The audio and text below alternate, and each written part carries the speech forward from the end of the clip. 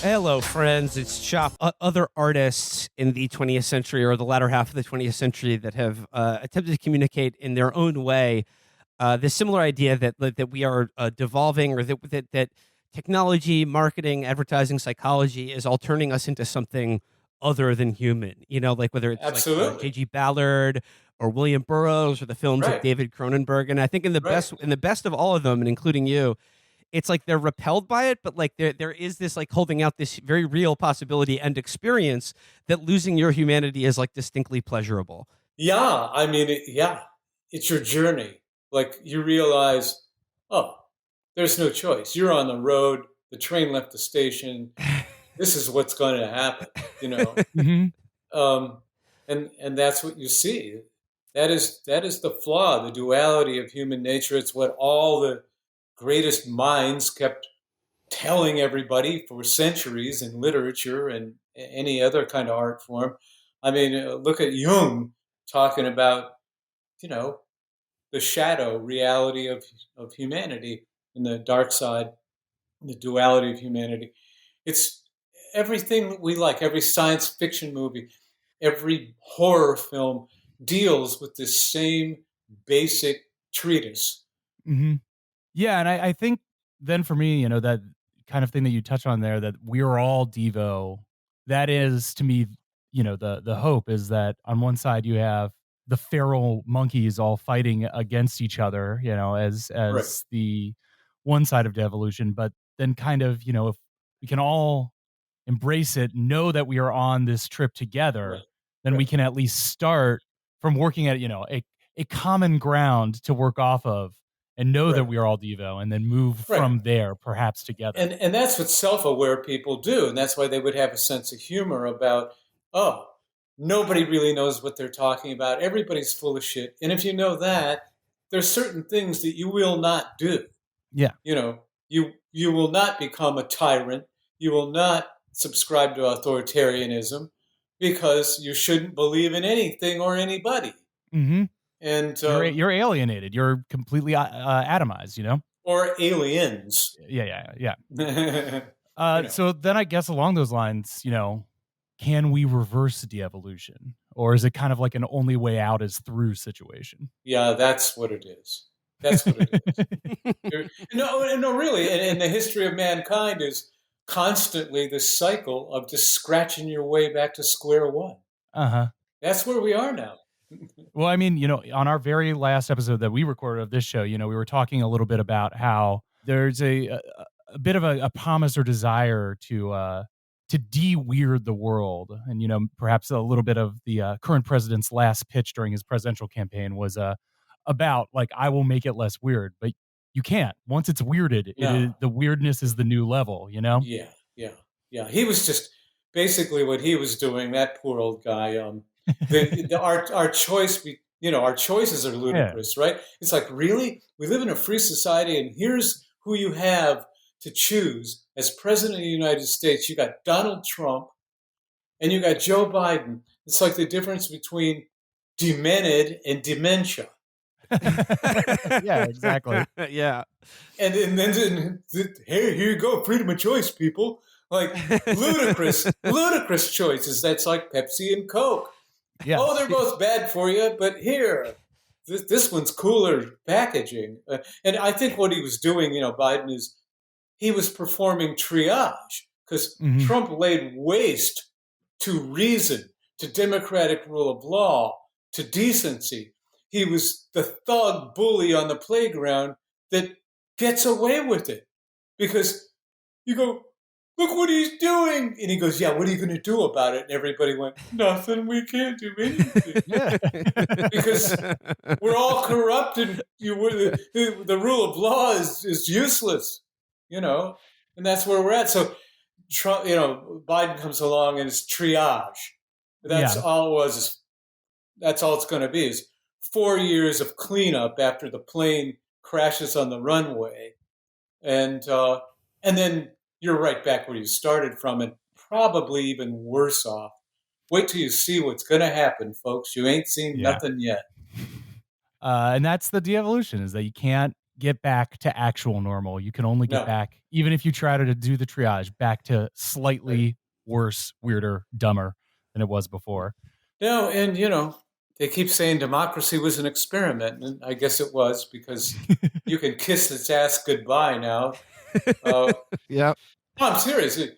Fascism, here we come. 100% pure fascism, here we come. And look at what Putin's doing. Look at it. And look at the feckless West, the NATO and the United States. Wimp, impotent, corrupted by self-interest and by oil. And they can't do anything. Well, this is where, of course, the thought of de-evolution takes us to the very dark and seemingly intractable position that we all find ourselves in. But Yeah, of course, to be there to guide us, as always, is Devo. So I'd like to spend just maybe the last few minutes with some some fun, lighter questions about the yeah, music. We love the songs. yeah. What's your favorite Devo song to play? Hmm. God, there's many. There's many. I mean, they seem very fun to play.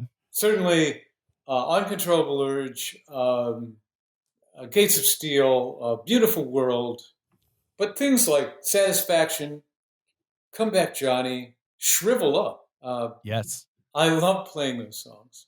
You mentioned a lot of songs off the first album, and I'm not just saying this to gas you up, but for the sake of the listeners, I think Devo may be more associated with the synth heavy '80s stuff, which of course also rocks. But I just think it can't be understated how tremendous and anthemic the rock part of Devo is, especially on some of those Yeah. earlier songs. And I think seeing the band and seeing you guys play live and really just cook together really drives home that point. And those songs came from playing live and playing Mhm. in garages and basements and over, out hundreds of hours, and no machines.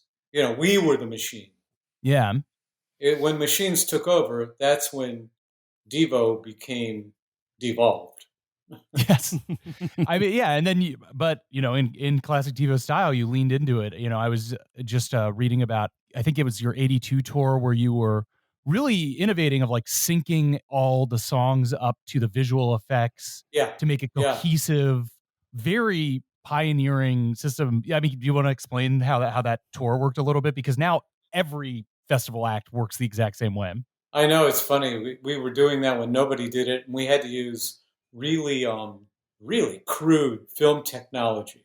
And the way that worked is there was a 35 millimeter sound dubber like they would use in a theater, Hmm. in a movie theater, and that had the sequencer lines on it that we were playing to, and those sequencer lines were taken from the final mix that we shot the video of the song to. So now if we put video elements up on the screen that have been cut to those sequencer lines that came from the actual take and mix of the song.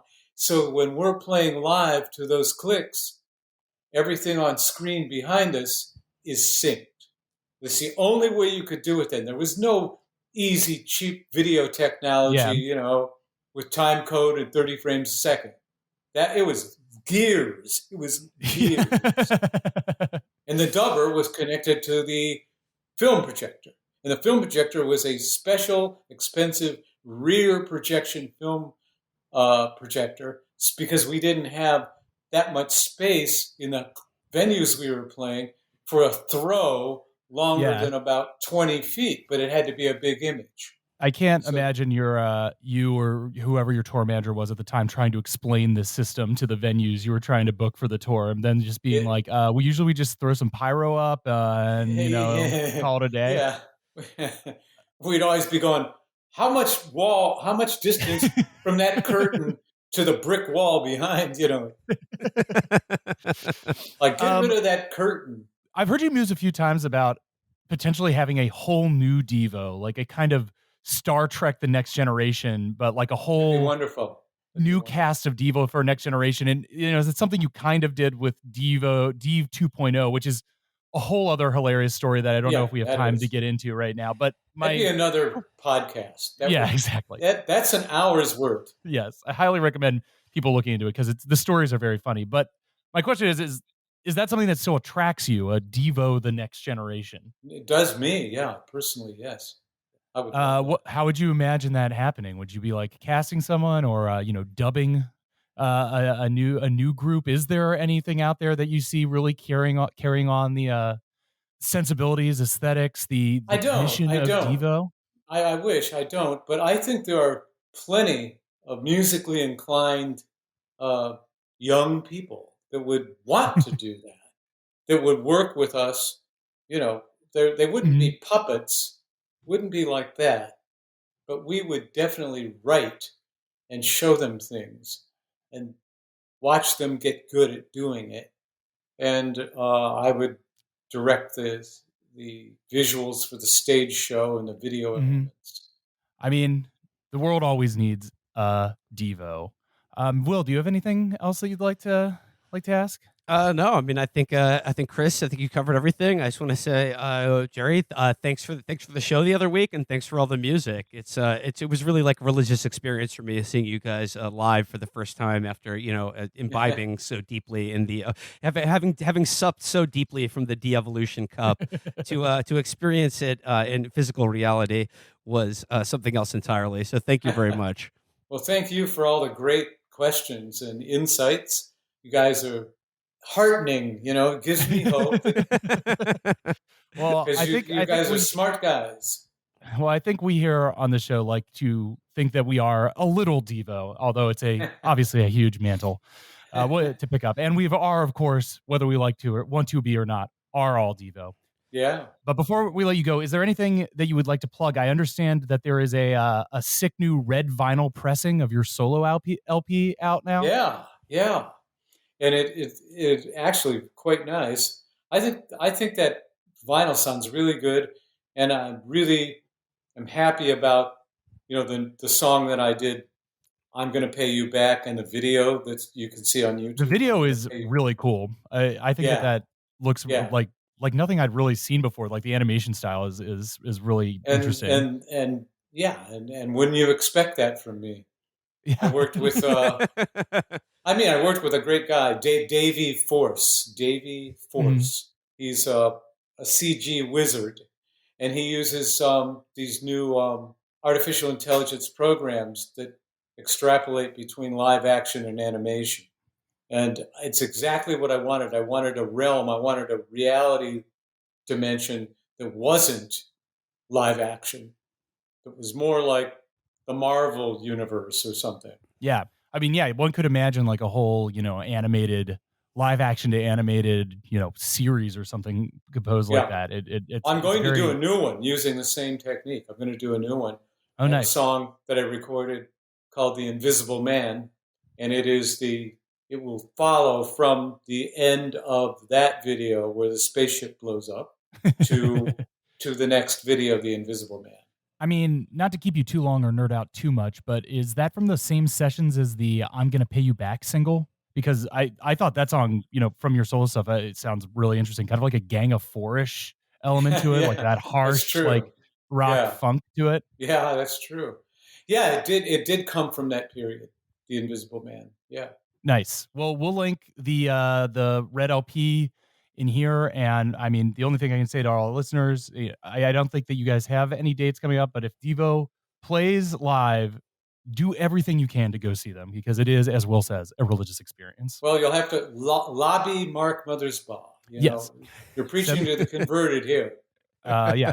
Tweet at Mark. I don't know if he checks Twitter. Send letters to Mutato Musica or wherever Yeah, his office is. yeah, yeah. Don't harass him live because I certainly heard that he had enough trouble with that TikTok influencer house near his home. But Jerry, thank you so much for stopping by and talking to us. This has been a delight. Hopefully, talk to you more soon. Thank you. Thank you so much, Jerry. In the past, this information has been suppressed, but now it can be told. Every man, woman, and mutant on this planet shall know the truth about de-evolution. Oh, Dad, where